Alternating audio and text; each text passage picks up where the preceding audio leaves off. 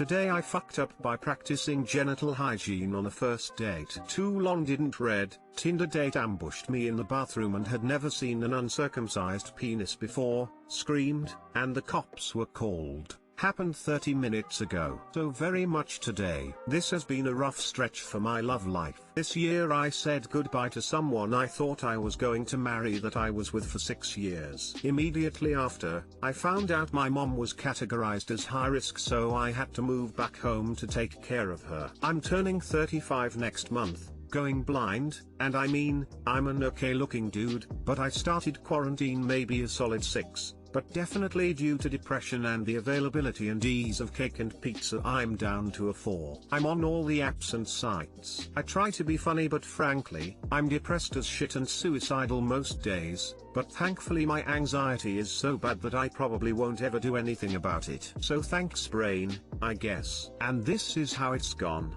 Tinder, lots of matches, almost entirely bots and people trying to get me to buy their OnlyFans. I've met a few really nice girls, but they ended up just wanting to chat, which is fair and I'm happy to have company, but I'm also out to date. Bumble, a few matches, but none went anywhere. Lots of Tumblr witches. Inge, OkCupid, plenty of fish. Lots of married women. No thanks. At this point, it's been 2 years since I've had sex. I haven't seen a boob this year, and I've never been blown. I even looked into an escort with disastrous results, the sharing of which still gets me called a simp every few days. Fair enough. So yeah, I'm willing to overlook a few red flags if it means I get a little attention. Enter my newest Tinder match. We'll call her Shauna since she looked like one I knew in high school, and that isn't even close to her name. Inspired by something I saw on I think Madame Smile about a dude showing a girl his Gundam collection. Her profile was about how much she loves comics. Well,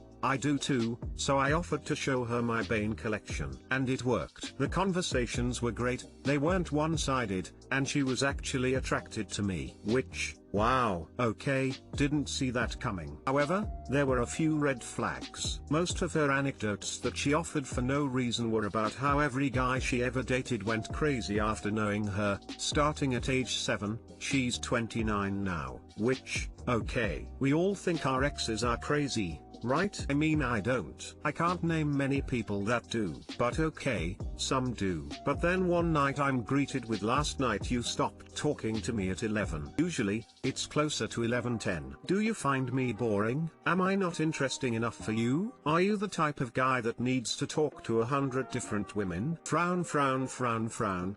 Well, I'm a creature of habit because I'm an insomniac, so I try to get ready for bed at the same time and wake up at the same time every day in an effort to not make my sleep schedule donkey punch my depression even worse than it already does. Needless to say, I'm a little squicked, but at this point, it's a very attractive woman who says she wants to meet up and has advised me to bring condoms. I'm going to ignore enough red flags to power a communist navy. She wants to meet at my place, which I told her no. She knows I take care of my mom, and even though we're in different parts of the house, hey ma, this is Shauna from Tinder, I'm going to break a dry spell in the other room. See you in about 3 seconds isn't great. Plus I'd rather meet a new person in public, such that it is, and though our options are limited, I've got to park up the street and we can get food delivered. She agreed to the compromise.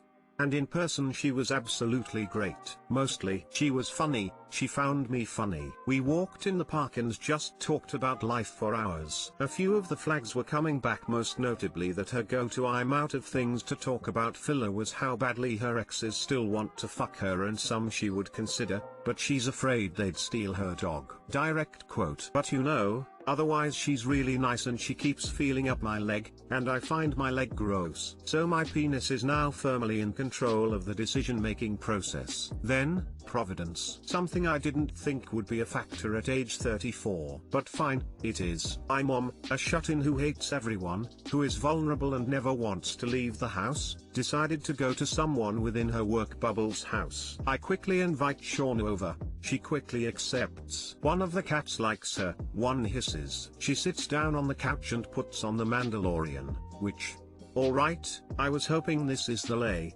not the way. but good choice. I excuse myself to the bathroom because now that I'm close to a familiar bathroom, my god do I have to pee. And here's where it starts to fall apart. So, I'm not circumcised. When I pee, especially if someone is going to be interacting with my penis soon, I take a little extra time to wash it off with some warm water, a baby wipe or something. So far okay, but I fucked up in two places. First, I'm wearing tan pants. I hate tan pants. I'm always paranoid that I'll look like I pissed myself, so I always take just a minute longer to make sure everything is very dry before it gets put away. Second, I didn't lock the door. Normally, this is a big why didn't you lock the door, and yeah, in the future I will, but with the layout of my house, there's a front bathroom and a back bathroom. The front bathroom is right by the living room, the back bathroom is down the hall, through the master bedroom, and tucked away. I used the back bathroom because I am the type of guy that doesn't want to risk bathroom sounds on a first date. So I figured I didn't need to lock it because she'd have to cross the house to come get me and I'd only be 2 minutes. I finish up peeing and head to the sink. The second I'm done,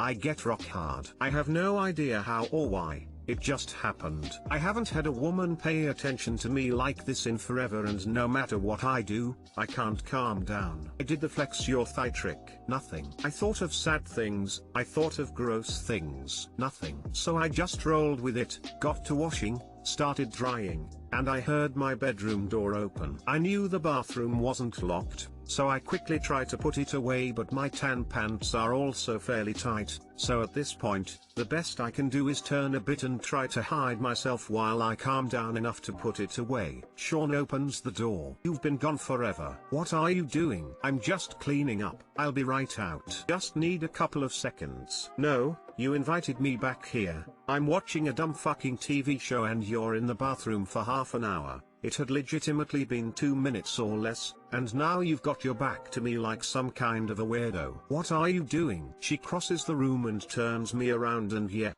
still rock hard. Now I figure I can own it, I can say nothing, I can apologize. Or she begins to scream. I'm now trying to turn away from her and put it away as quickly as I can, but she's holding me still and just staring at it like some sort of lab specimen. Thankfully, this is helping my boner go away. She screams more. I don't know what you want. What can I do? What the fuck is wrong with your dick? What? Are you inbred or something? What the fuck? No more help needed. I gently start to zip up, but she grabbed it, looked at it, and screamed again. And I mean, bloody murder scream. Have you not seen an uncircumcised dick? This is what dicks look like with foreskin. It's not natural. You're a fucking freak. I started to talk about it technically being natural, but she sprinted out of my house. Not the end. My neighbors are all quiet and heard a woman scream 5 times. The police got called and came right out to my apartment. I told them what happened. They didn't really believe me and spent about an hour and a half going room to room, looking for any sign of anything gone wrong. By the time they were done, they were all laughing about taking a statement about an uncircumcised dick scaring someone, advised me to write this down somewhere in case she wants to say I exposed myself to her. I have my doubts since we appear to have blocked each other on everything, and I'm here feeling just as depressed as I started, only also feeling gross. Yay. Edit. Alright y'all. I woke up and took a shower and have over 900 notifications. I can't keep up anymore, so I just want to say a few things. 1. The most important, if you have foreskin and you have body image issues, read the comments. You will feel amazing. I know I do. 2. Depression is an everyday battle. Most days I don't feel any hope for a decent future, but not enough to be unwilling to see if this is all worth it. If you are reading this and having problems like I have,